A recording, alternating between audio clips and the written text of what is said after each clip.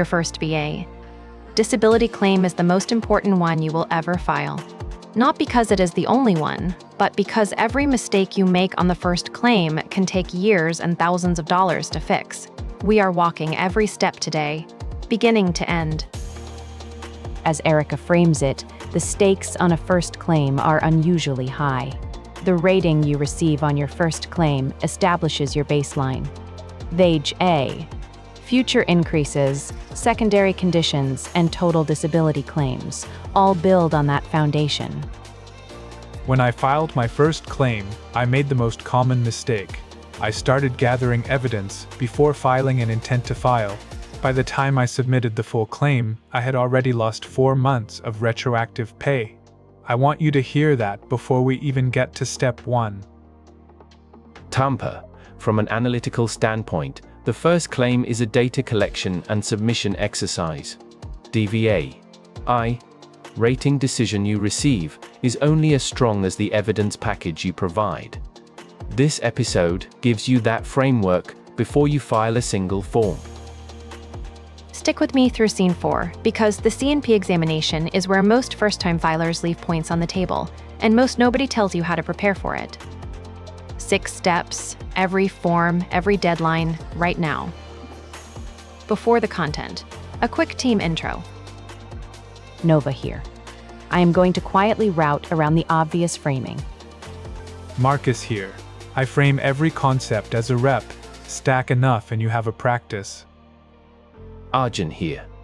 I came to make sure the humans are in the equation. All set. Opening the door on this one. Step 1, before you gather a single document, is intent to file. We covered this in depth in episode 14. VIA Form 210966 takes 2 minutes to file at va.gov or by calling 1-827-1000. That date becomes your effective date for back pay. Step 2 is evidence gathering, and it has 3 categories. First, service treatment records.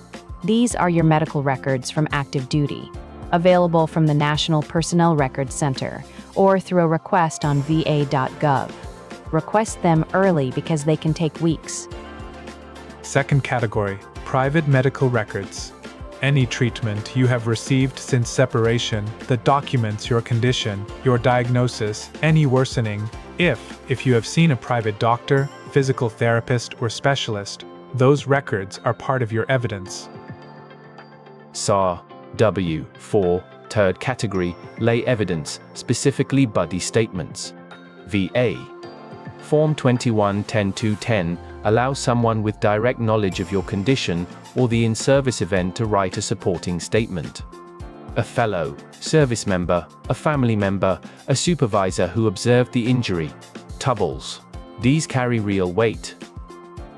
The nexus letter is a fourth and often decisive piece of evidence for contested conditions. A private medical professional writes a formal opinion stating the claimed condition is at least as likely as not related to service. We covered the nexus standard in episodes 11 through 13. The goal by the end of Step 2 is a complete evidence package. Your service records documenting the in-service event, your current medical records showing the condition exists today, and a medical opinion connecting the two. Step 3 is choosing your claim type. There are 2 options. A standard claim tells the VE. You may have more evidence coming and asks VE to help develop it. A fully developed claim, or FDC, tells the VA you have already submitted all relevant evidence. The FDC is processed faster because VA skips the evidence development phase. But, as Marcus would say, faster is only better if your evidence package is complete. US. More, filing FDC with an incomplete package means you get denied faster, not approved faster. Arjun said it perfectly. The FDC is like telling the waiter you are ready to order. If you are ready, great, faster service. If you are not ready, you still have to order something. The rule of thumb, if you have service treatment records, a current diagnosis, and a nexus letter or medical opinion, file FDC. If you are still waiting on records or have not yet gotten the Nexus letter, file standard and continue building. Step 4 is filing via Form 21526EZ on va.gov. Online is the fastest processing path. The form asks for your personal information, the specific conditions you are claiming, and the evidence you are submitting. Submit electronically and print the confirmation page. 2 important things when filing the 526. First, list every condition you are claiming. You cannot add conditions to the same claim after submission. Second, be specific. Not just knee pain, but left knee medial meniscus tear from training injury in 2015. Specificity gives the rater and the C&P examiner a precise condition to evaluate. Step 5 is the Compensation and Pension Examination, or C&P exam. After you file, VA schedules an exam with a VA contracted examiner who evaluates your claimed conditions and writes a medical opinion that goes directly into your rating decision. This opinion can make or break your claim. TELFA. The C&P exam is not a treatment visit. The examiner is not your doctor. They are writing a report for the rating decision. Their job is to document your current condition, its severity, and whether in their opinion it is at least as likely as not related to your service. I want to push back on one thing I have heard veterans say: just be honest and you will be fine. Being honest is necessary, but not sufficient. You also need to be thorough. Marcus is exactly right. Every symptom, every limitation, every impact on daily life, report it all. The C&P examiner documents what you tell them. If you do not report a symptom, it will not appear in their report. And if it does not appear in the report, the rater may not account for it. OAT, do not minimize. Preparation before the C&P exam. Write down every symptom, every medication, and every way your condition interferes with work, sleep, or daily life. Bring that list to the exam. You are not leaving anything out. After the exam, check your va.gov account within 1 to 2 weeks to see the results. If the examiner's opinion is negative, a strong nexus letter from your own doctor can be submitted as a rebuttal before the rating decision is finalized. Step 6 is receiving and reading your rating decision.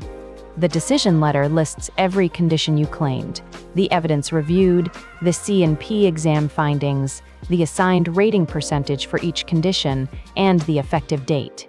Read every page. The combined rating is not the sum of your individual ratings. VA uses a whole person method. If you have 3 conditions rated at 40, 20, and 10%, the combined is not 70%. The calculation reduces each subsequent rating by the remaining healthy percentage.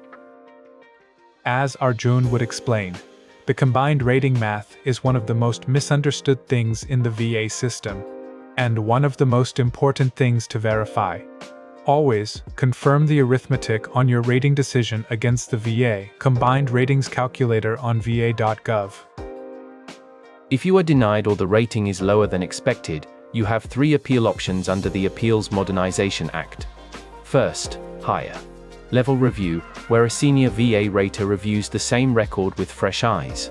Pars estis. Second, supplemental claim, where you submit new and relevant evidence. The third, Board of Veterans Appeals, where a veterans law judge reviews your case. All 3 options have a 1-year deadline from your rating decision date. Missing. That window closes that appeal lane for that cycle. The 1-year appeal window from your rating decision is firm. You can pursue all 3 appeal lanes simultaneously for the same denial if you choose. A VSO or AVA accredited attorney can help you evaluate which lane fits your situation. T. The most common first claim mistakes in order of frequency. TI 7. 1. Failing to file an intent to file before gathering evidence. Costs. Months of retroactive pay. 2. Filing FDC without a complete evidence package. Faster denial is not an achievement. 3. Not listing every condition on the 526. You cannot add conditions to the same claim after submission. 4. Minimizing symptoms at the C&P exam. The examiner documents what you tell them. 5. Missing the 1-year appeal window after a denial. P. Silence is not a strategy. And 6. Going it alone without a VSO. Accredited VSOs are free and often increase success rates significantly. If you forget everything else from today, remember this. File your intent to file before you do anything else. Before you call the VA, before you request records, before you schedule a doctor appointment. File the ITF first, then build your claim. Your action plan. 1. File ITF at va.gov right now. 2. Request service treatment records from NPRC or va.gov. 2.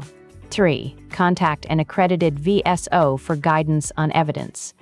4. List every condition when you file the 526. Drop in the comments with your biggest question about the first claim process. We see every comment, and this series builds on your real questions. Next episode, we go deeper on fully developed claims, when they are the right choice, and how to build an FDC package that actually gets processed faster without getting denied faster. 1. Subscribe so you do not miss that episode. Always verify with va.gov or an accredited veteran service organization before making any benefit decisions. Okay, it is quiz time. Let's find out what stuck. Think through each question carefully before you answer. You stuck around this far, so clearly this is landing. Hit like and subscribe so the next one lands in your feed. What is the key difference between a standard VA, disability claim, and a fully developed claim?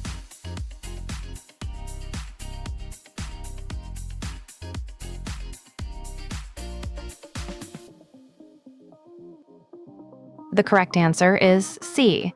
A fully developed claim tells VA all evidence has been submitted and VA does not need to develop more, resulting in faster processing.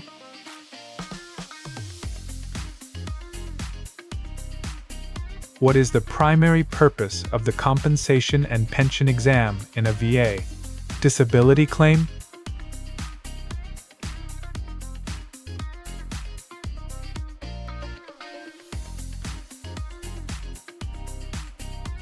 The correct answer is A. The examiner evaluates the claimed condition and writes a medical opinion that the VA rater uses to make the rating decision.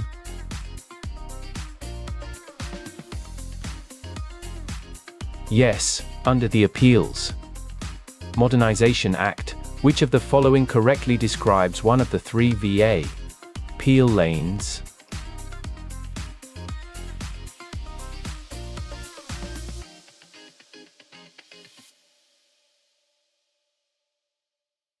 The correct answer is B.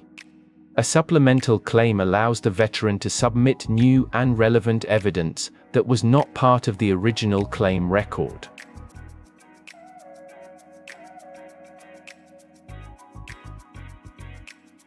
Links 6 steps. Intent to file first. Tool, evidence second.